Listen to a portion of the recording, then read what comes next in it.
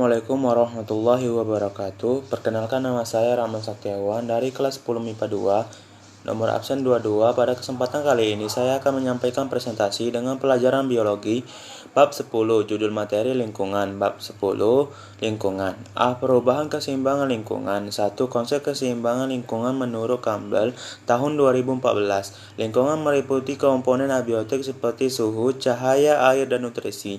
Jadi, lingkungan atau ekosistem mempunyai dua komponen pokok, yaitu komponen biotik dan komponen abiotik. Dua faktor-faktor yang mengakibatkan perubahan lingkungan. Perubahan lingkungan akibat faktor alam. Beberapa faktor alam yang dapat merusak lingkungan adalah bencana alam seperti banjir bandang, gunung meletus, tanah longsor, gempa bumi, tsunami, kekeringan, kebakaran hutan, angin puting beliung, dan perubahan musim. B. Perubahan lingkungan akibat kegiatan manusia. Aktivitas manusia yang dapat mengakibatkan perubahan lingkungan sebagai berikut. Pembukaan lahan untuk pemukiman, pertanian, industri, dan sarana transportasi. 2. Aktivitas pertanian yang diikuti dengan peningkatan penggunaan pestisida dan pupuk kimia yang berlebihan. 3. Eksploitasi sumber daya laut yang tidak ramah lingkungan. 3. Dampak perubahan lingkungan. Penebangan hutan secara liar akan mempengaruhi potensi hutan, terutama sebagai habitat hidup beragam flora dan fauna. Hutan-hutan yang gundul tidak mampu menahan air hujan sehingga dapat mengakibatkan bencana banjir dan tanah longsor. B. Pencemaran lingkungan beserta dampaknya. Berdasarkan lokasi yang tercemar, pencemaran lingkungan dibedakan menjadi pencemaran air, pencemaran tanah, dan pencemaran udara. 1. Pencemaran air. Sumber pencemaran air dapat berupa limbah rumah tangga, limbah pertanian, limbah industri, dan limbah pertambangan. Adanya pencemaran dalam perairan dapat diketahui melalui uji coba kimia kualitas air. Beberapa parameter kimia kualitas air meliputi BOD, COD, DO, dan pH. 2. Pencemaran udara. Pencemaran udara diartikan sebagai adanya bahan-bahan atau zat-zat asing yang di dalam udara yang menyebabkan perubahan susunan komposisi udara dari keadaan normalnya. Senyawa pencemar udara digolongkan menjadi dua, yaitu senyawa pencemar primer dan senyawa pencemar sekunder. 3. Pencemaran tanah. Secara umum, tanah yang tercemar akan mengganggu mikroorganisme tanah dan makhluk hidup yang hidup di tanah tersebut, disebabkan oleh A. Limbah domestik, B. Limbah industri, dan C. Limbah pertanian.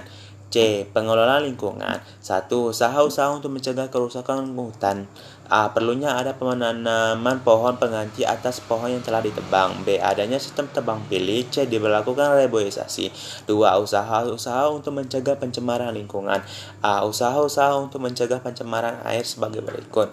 1. Menetralkan limbah industri dengan membuat instalasi pengolahan limbah. 2. Membuat penampungan limbah rumah tangga yang berupa tangki resapan. 3. Memiliki sampo, sabun mandi, atau deterjen yang kandungan bahan aktifnya mudah diuraikan. B. Usaha-usaha untuk mengatasi pencemaran udara sebagai berikut. 1. Melakukan reboisasi atau penghijauan sebagai penetral pencemaran udara. 2. Adanya program pengendalian pencemaran udara yang disebut program Langit Biru. C. Usaha-usaha untuk mencegah pencemaran tanah sebagai berikut. 1. Menerapkan prinsip 4R, yaitu reduce, reuse, recycle, dan replace. 2. Mengurangi jumlah limbah yang dihasilkan. 3. Melakukan bioremediasi. 3. Pengolahan limbah. 1. Limbah organik. Limbah organik merupakan limbah yang berasal dari jaringan tubuh makhluk hidup. Limbah ini dapat diuraikan oleh dekomposisi atau pengurai. 2. Limbah anorganik. Limbah anorganik adalah limbah yang tidak dapat diuraikan oleh proses biologi. Limbah ini tidak dapat diuraikan oleh mikroorganisme pengurai.